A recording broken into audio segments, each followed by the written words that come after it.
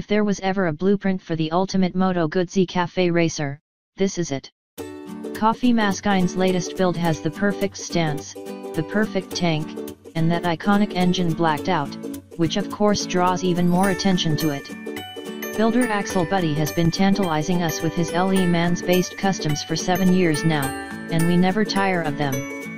There always seems to be a little bit extra or a little bit different in each build, but this machine, KM22, tops the lot. This bike was a free project, says Axel, who usually takes commissions.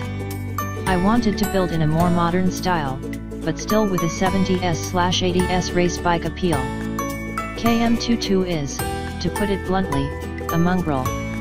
But instead of being a mishmash of parts, it's a remarkably coherent whole.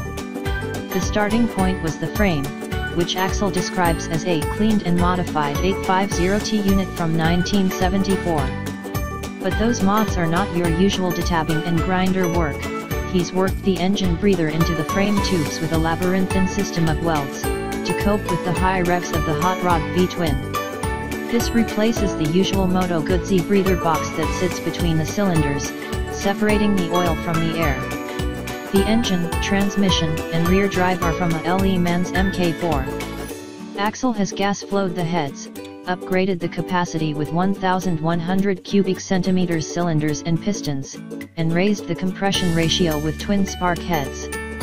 He's also fitted Carrillo rods, a race cam and lighter valves, and had the crank balanced dynamically. The carburetors are 40mm Del Ortos, jetted with the help of a Lambda instrument. It's an engine with serious punch, driving through a lightened and balanced clutch/flywheel setup. This sort of performance requires tight suspension, so Axel has installed fully adjustable forks from a Yamaha R6. It was a crazy effort to adapt this fork, he admits. He's used modified BMW triple trees, and a custom steering head and front axle, as well as shortening the tubes and finding a way to make the classic Brembo calipers fit. The back end was simpler. Here we have Wilbur's shocks, which Axel took apart so he could change the finishing. Unusually, the initial inspiration for this Guzzi came from the wheels. I had some Le Mans MKV rims lying around, and it all started with them, says Axel.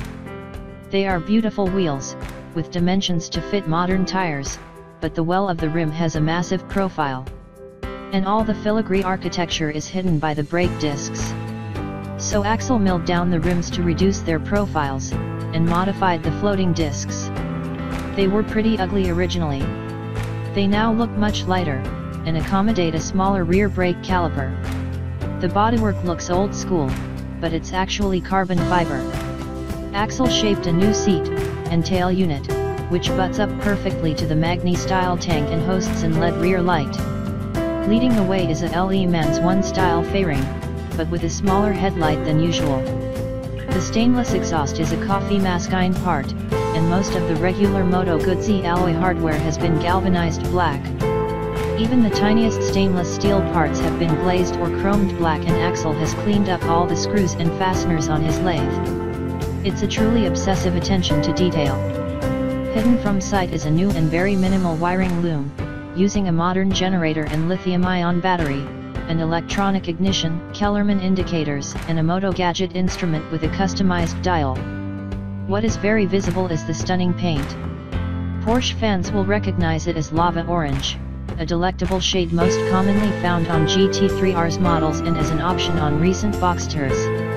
It's not your typical low-key custom Guzzi shade, but it's sharp and effective. KM22 tips the weighbridge at just 177 kilos, 390 pounds, and has recorded a very solid 97 horsepower on the dyno, which makes it a lot of fun on both the road and track. In his previous life Axel was a stunt driver, and these days, he still gets his kicks from doing laps. I wanted the bike to fulfill two roles, he says. To be a brilliant performer on the street, and a vintage race bike for the track. It even has a retractable number plate bracket, which can be mounted underneath the seat. It sounds like the perfect Guzzi to us, and a blueprint for building a high-performance custom. There's only one downside, though. Axel's keeping this one for himself, so it's not for sale.